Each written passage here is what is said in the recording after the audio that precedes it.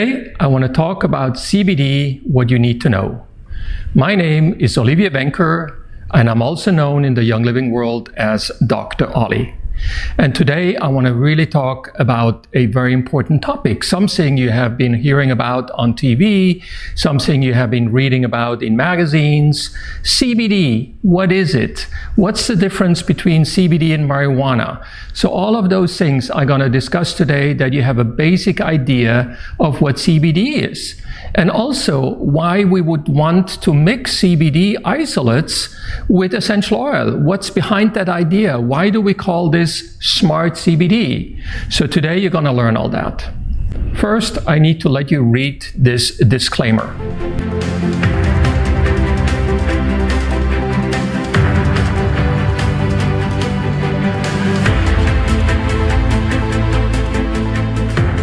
My best friend once told me, Ollie, you don't have to understand an essential oil.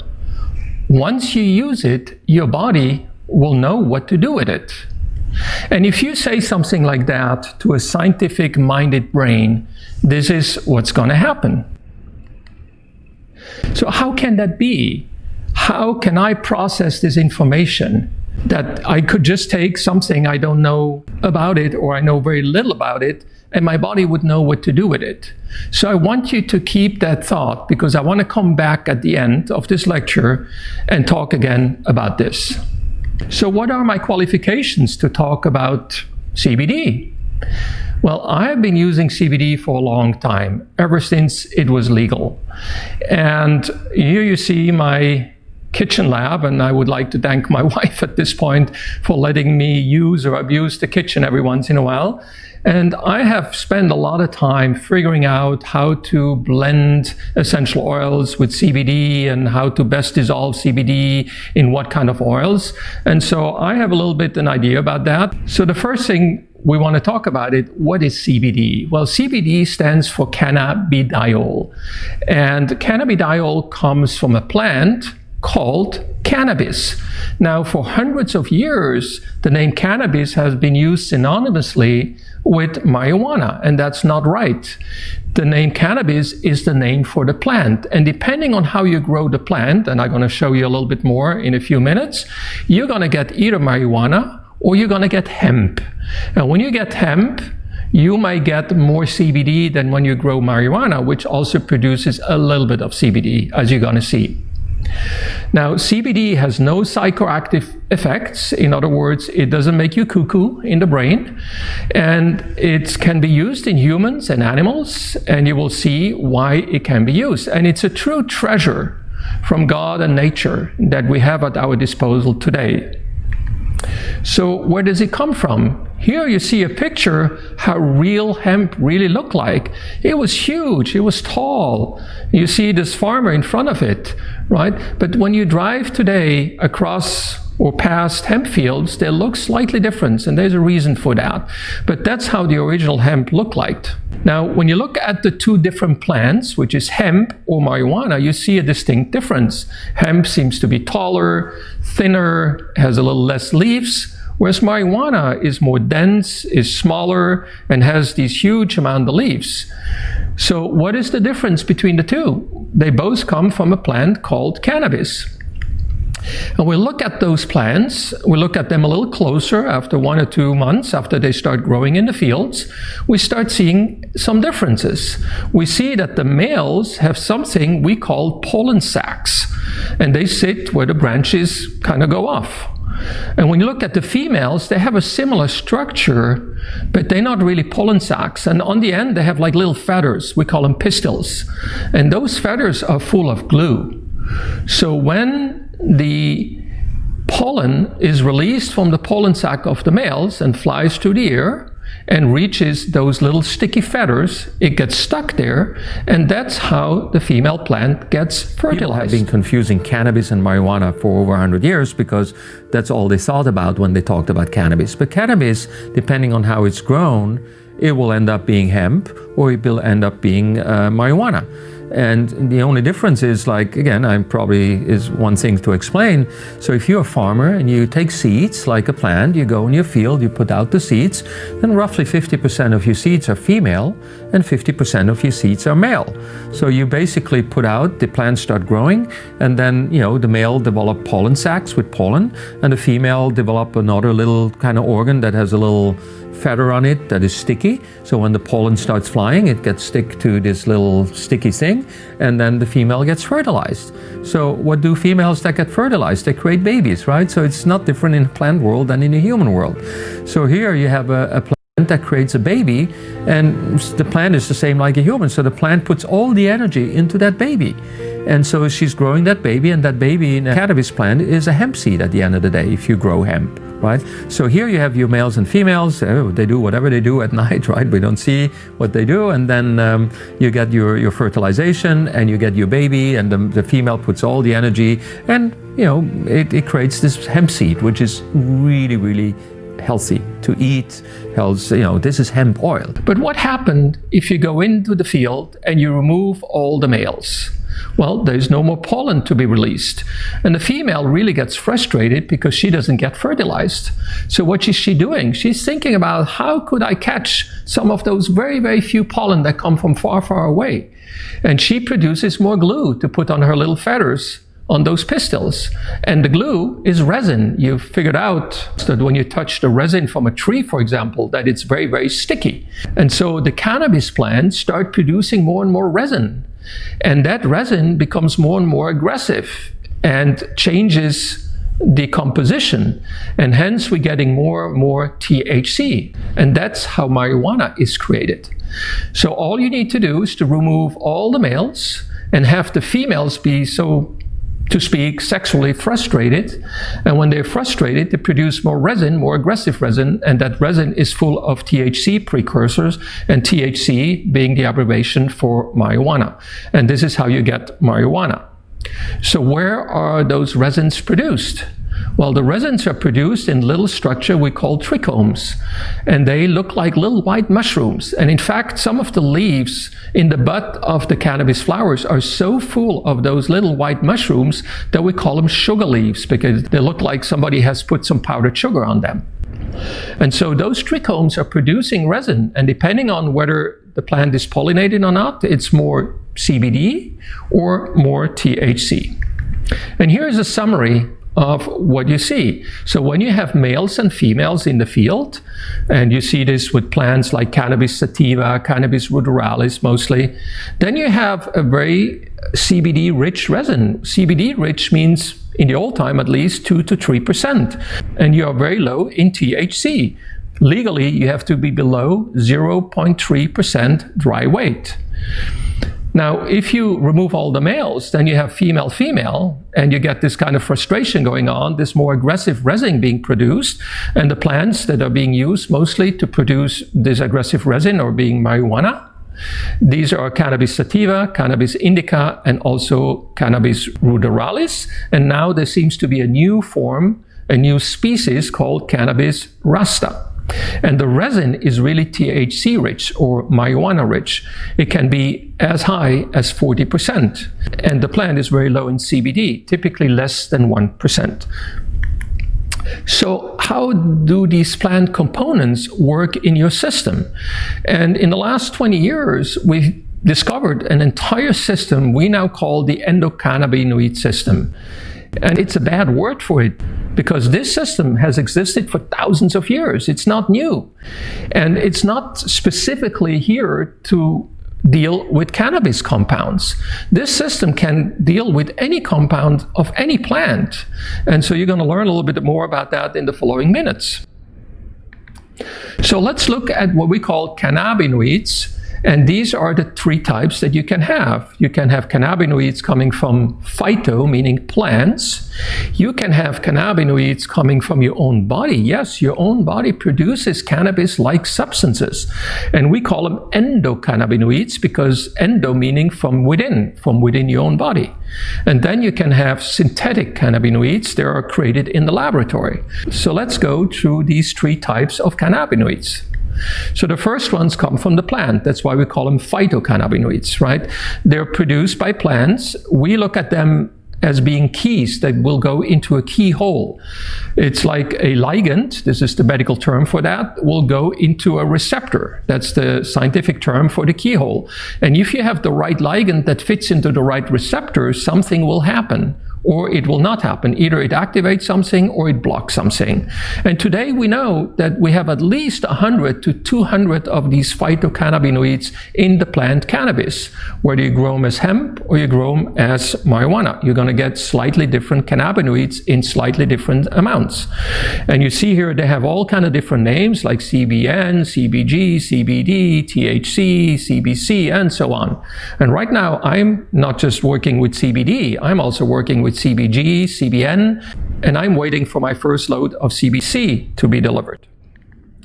Now let's look at those that are produced inside your body. These are the endocannabinoids. And your body produces multiple of those. Today we know that your body produces about 8 of them.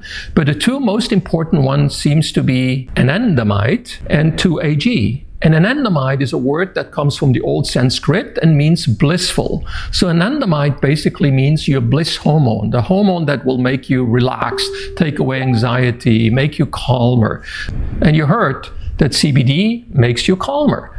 And now you can make the connection between anandamide, the bliss hormone, and CBD. And last but not least, we need to look at synthetic cannabinoids. And synthetic cannabinoids are being produced in the labs. And I wrote here they're really, really dangerous because we know that some of these synthetic compounds bind to these receptors at the strengths 100 to 1,000 times stronger than the natural plant compounds. And we know that they can cause terrible side effects. So you should leave your fingers away from synthetic compounds.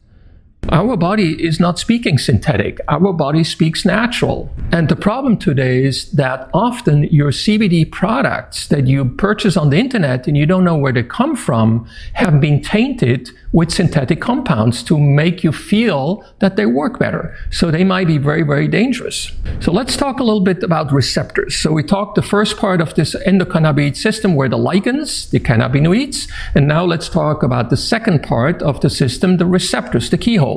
So if you put the right plant compound into the right receptor, then something will happen or something will block. So let's look at the mailman here. So that's a cartoon from my book, The Power of CBD and Essential Oils. And once you put a letter that fits into the mailbox gets a little heavier and will push down through what we call the cell membrane. And then once it does that, by changing certain things inside the cell membrane, it will release a whole action of what we call signaling pathway. And that's demonstrated by this row of domino stones. And on the right, you see the structure, the actual structure of CB receptors, cannabinoid receptors. So in the beginning, everybody thought it's all about CB1 and CB2 receptors. But in the meantime, we learned a little bit more.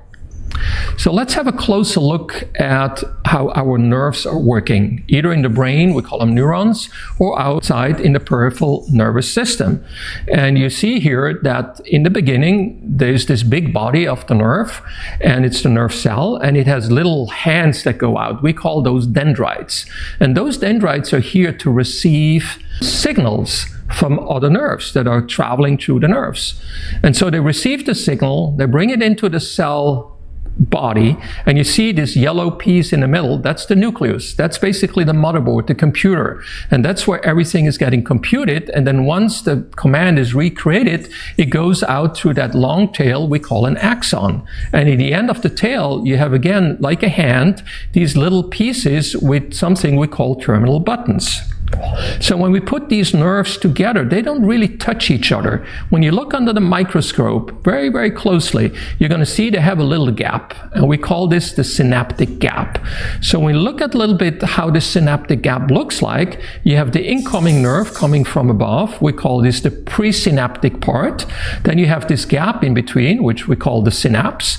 And then we have basically the postsynaptic part of the nerve, of the dendrite again from the next nerve. And the incoming part is called the terminal button, and the outgoing part is called the dendrite. So when you look at very closely what happens, we have a bunch of receptors on this presynaptic nerve ending, the terminal button.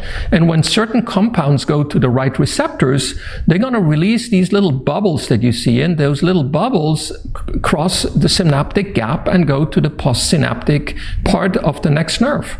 And those little bubbles contain what we call neurotransmitters. Compounds, chemical compounds formed in your body that are intended to basically transfer an electrical signal chemically to the next nerve to recreate another electric signal. Now, when you look at this endocannabinoid system, it's way more complicated than that, because you see in the postsynaptic part of the next nerve, there are little factories. And when you look close at these factories, they produce anandamide or 2-AG, those two very important endocannabinoids I talked about. And then those use little boats, little transporters, to be brought across the watery substance backwards to the presynaptic ending. And that's where they're going to find some of these receptors that are going to react to anandamide and 2-AG, and also a little bit to CBD. And then they may or may not release some of these bubbles and neurotransmitters. And this is how this whole system works. Now, the fantastic thing about this system is you have nerves everywhere, in your brain, in every organ, in the skin, along your gut. I mean, everything has to do with nerves. And you have, in every nerve ending, you have this kind of factory. You have this mechanism. So the fantastic news is here, your body has been created to really react in a fraction of a second to any need that it has to balance itself out. And that's where CBD and other cannabinoids play a huge role. It's such a miraculous system. Now let's look at these receptors. So we have the CB1 and CB2 receptors, CB1 being mostly in the brain and along the spinal cord, but also in other places, and CB2 being mainly in the gut, in the thymus, in the immune cells, and many other systems. But we know of many, many other receptors that we had called different names, and we thought they were completely separate. And we know today that they all play part in this endocannabinoid system. And so it almost looks like we have measles. There are receptors all over our body that have to do with this system. So we talked about the first part, the ligands, the second part, the receptors, and now let's talk about the third part, the enzymes. So we have enzymes that help to construct certain compounds, and we call them construction enzymes. Whereas on the other hand, we have demolition enzymes, enzymes that help break down certain compounds in our body. And so we have the construction crew and the demolition crew. Now, CBD is not that strong of a binder or ligand to the receptors. Its main action seems to work by inhibiting the demolition crew. That demolition crew that is intended to break down your own cannabinoid called anandamide. And when that happens, you have more anandamide, bliss hormone, in your body. So CBD has a very indirect way to work in your body by increasing anandamide and therefore giving you more bliss hormone. Now, the fourth part in this whole system are the little transporters. So we know that all these compounds are mostly fat-soluble compounds, these cannabinoids, including the ones you produce yourself, and they have to cross watery sections between the nerves, for example, and we need little boats to get them across. So now you really know all the four pieces, the ligands, the receptors, the enzymes, and the transporters. Now, why do we have such a complicated system? Because all of that is intended to get you homeostasis. Homeostasis is a concept of balancing your body needs, because we have this endocannabinoid system within the nerves and the nerves endings and the starts of the new nerves all over our body, everywhere you go, in every organ system. And this system can be brought into homeostasis by substances like CBD within a fraction of a second, because that's how our body is intended to work. It's an absolutely miraculous system. And so now you may understand all these wellness and fitness and beauty benefits even of CBD. So the next question is CBD dangerous? And here we'll look at an analysis of multiple studies where they look at the safety profile of CBD in humans and in animals. And the most common side effects of CBD include tiredness, of course, we understand, because we increase anandamide, which is something that makes you calm. It can also cause diarrhea, and it can cause a change in appetite and body weight. We know that CBD, in order to be broken down, it uses enzyme systems in the liver. And those enzyme systems may be exactly the same enzyme systems that are being needed to break down certain medications. So when you take CBD together with certain medication, you might either increase the blood levels of these medications or decrease them. If you increase them, you might be overdosed with them, and that might be dangerous. And if you decrease them, then you might not have enough blood levels to have the effect of the medication.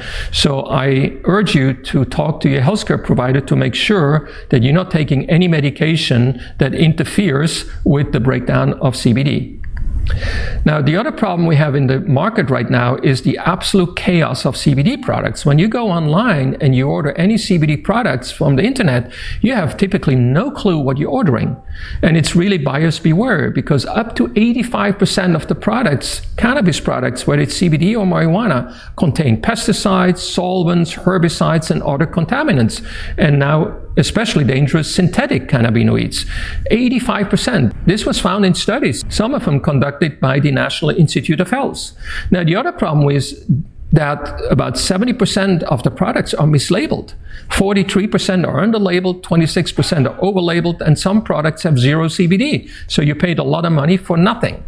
Now, the worst case that they found is that something that's supposed to have 2% CBD had a whopping 40% THC in it, marijuana. So again, companies are just completely mislabeling, and I would hope that the FDA would concentrate on finding these banned companies and get them off the market so we have safe products to take. Now, seed to seal quality is not just important for our essential oils. Seed to seed quality is extremely important these days for CBD. And this is why I really love to be with this company, Young Living, that has a seed to seal quality both on the essential oil side, but also on the hemp side. Now, something I need to talk about is the entourage effect. Entourage is a French word and means the surrounding. So let's say you're the President of the United States, you have a press corps, you have your Secret Service, you have your advisors, a whole bunch of people, your family. All of that is your surrounding, your entourage. So let's assume you want to go and bring up the piano to the first floor. If you're alone, that's a pretty hard undertaking, and it's going to be difficult. It will take you quite some while. But if you call your entourage, your friends, they all will help you carry the piano up there, and it's going to be done like in a couple minutes without any sweat. And so the same thing is also valid for the plants. So if you take the cannabis plant, it has plenty of terpenes and cannabinoids in there and other substances. They all work together. And so you have this entourage effect that really works well. So when you look at CBD products, you're going to see full spectrum, broad spectrum, and isolates. So full spectrum means you took the entire plant material and you're just extracting whatever you can. But that really doesn't taste very well. It has chlorophyll in there and some terpenes that really smell bitter and taste bitter. So most companies will take them out and then make a full spectrum into a broad spectrum.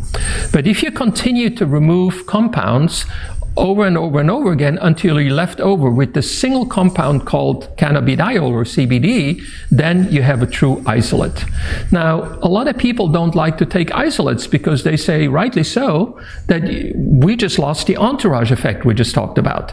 But we at Young Living, we have something else. We have essential oils, and essential oils are full of entourage effect. They have all these terpenes, monoterpenes, biterpenes, sesquiterpenes. You have heard these terms before. And all of these work together in order to improve and enhance the way these plants extracts work.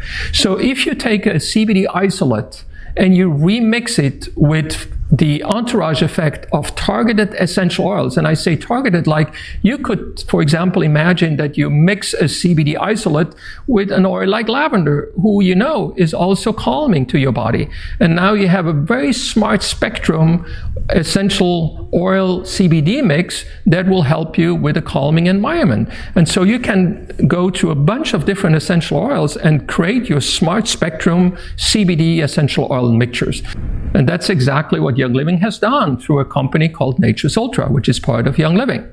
So at the end, when you really connect all the dots of everything you have heard so far, when you look at the plants, and the best plant extracts and plant juices are essential oils, and you look at CBD, another plant extract, and you look at the human body with all these receptors that are upregulating, downregulating, meaning they're multiplying or they're going away depending on the need of the minute or the second even. And then you see all these receptors and you see the connection to what I all talked about, how these plant materials go to all these receptors, not just CBD, but also these compounds that you find in the essential oil.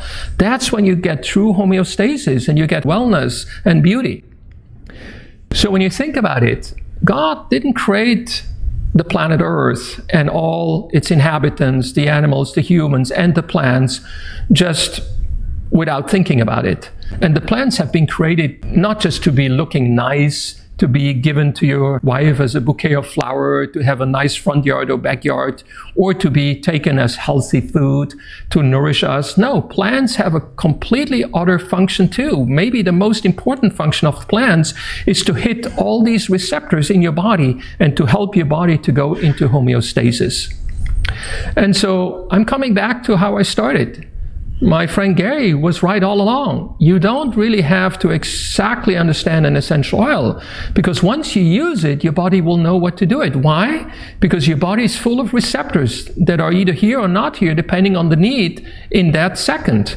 And these plant compounds can go to these receptors and work on these receptors to create homeostasis and bring you back into balance. And the same is true for CBD, and especially when you combine the CBD with essential oils. So for me, this is homeostasis, one drop at a time. Now, I hope that after this lecture, you better understand not just CBD, cannabidiol, but also all the other plants and the plant extract, very concentrated, such as essential oils, and how they work in your receptors in your body. And these receptors are up or down regulated, meaning multiplied or diminished, depending on the needs of your body, of your wellness and your beauty. And this is why all these plants, including CBD and all these essential oils, are so important to work together with your body. And now you also understand the genius idea of combining a single substance, CBD, that has lost its entourage basically, with other plant materials such as essential oils to recreate that entourage in a very smart way and targeted way. And that's exactly what CBD from Young Living is bringing to your home. And with that, I wish you all the best. I wish you health, fitness, wellness, and beauty. And I'll see you at the next lecture. Thank you. See you later.